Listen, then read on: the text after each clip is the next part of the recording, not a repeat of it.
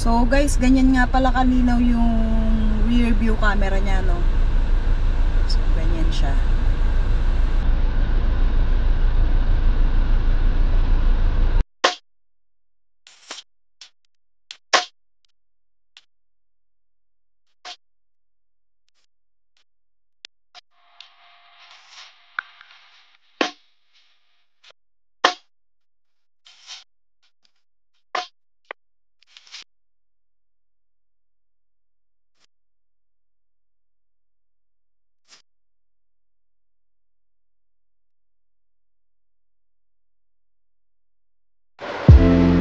Hi guys! So for today's video ay i-release na natin tong MG G50 Plus Comfort. So ano ba specs nito guys? Naka LED daytime running lamps with projector headlamps. Then ganito kalaki yung kanyang grills sa unahan.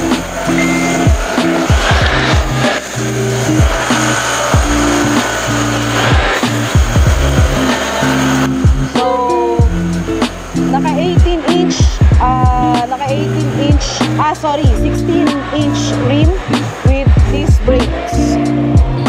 So ang size ng gulong ay 205 by 60 rim 16. Then yan yung design niya.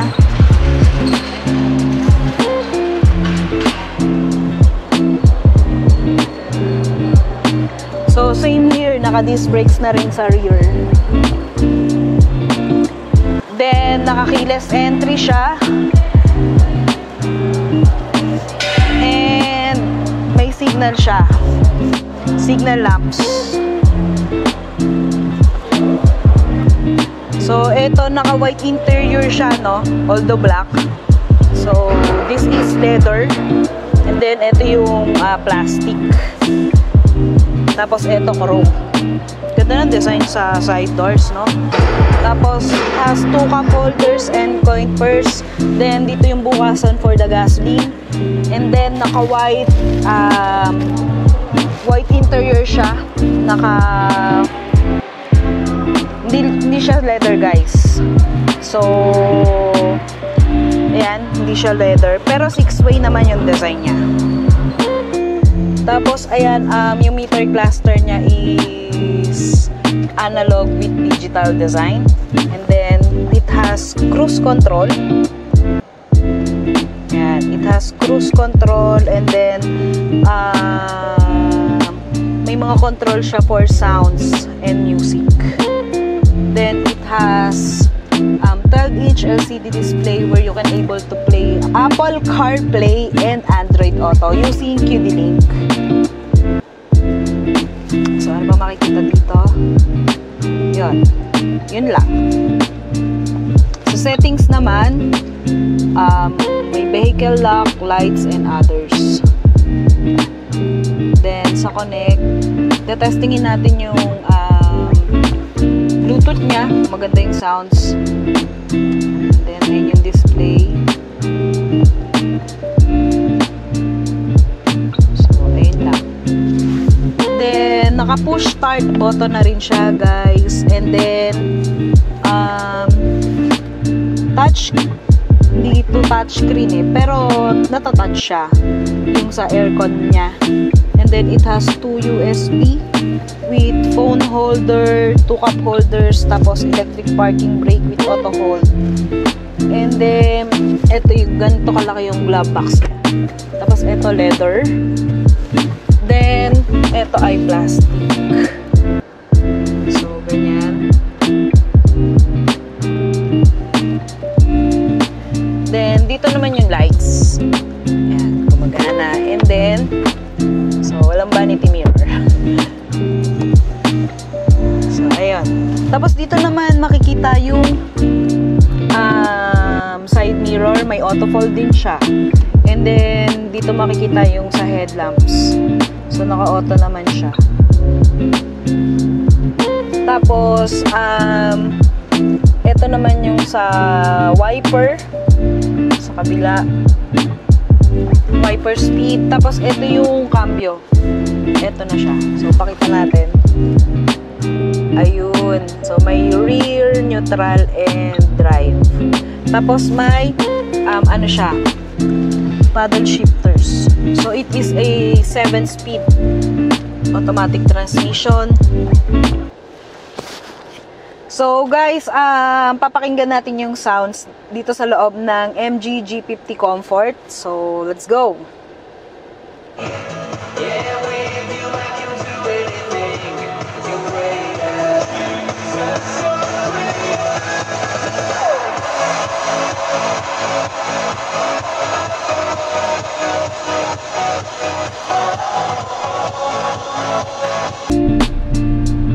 So guys, ganyan nga pala kalinaw yung rear view camera niya, no? So ganyan siya.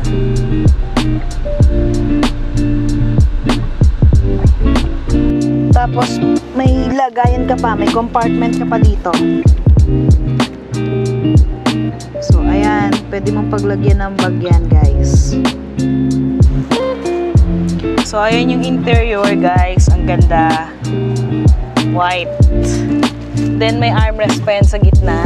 So sila ma'am na yung magbubukas niyan. So kailangan ko muna ng consent nila, no? Then may document holder dito tsaka dito. And then dito mo makikita yung may controls din sa likod na rear aircon plus 1 USB. Ayan, 1 USB. And then may lagayan ng cellphone. Tapos 12 volt. So ayan.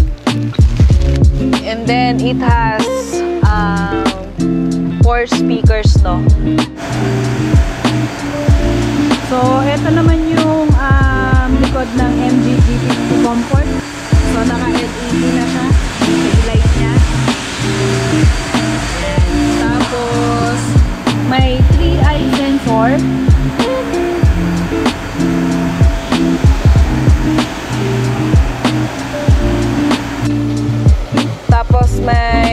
Tapos may back camera na rin siya, guys. So ganito kalaki yung compartment niya. So ayan. Ganyan kalaki and then naka-flat siya. Plus it has 2 cup holders sa gilid and then dito rin. Then dito naman makikita yung space for compartment and then sa tools. Then may EWD na rin siya, guys. So ayun lang.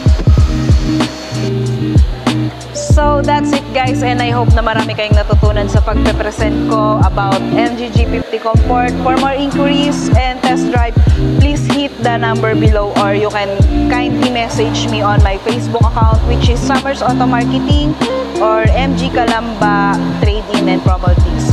So that's it, guys, and see you on my next one. Bye-bye!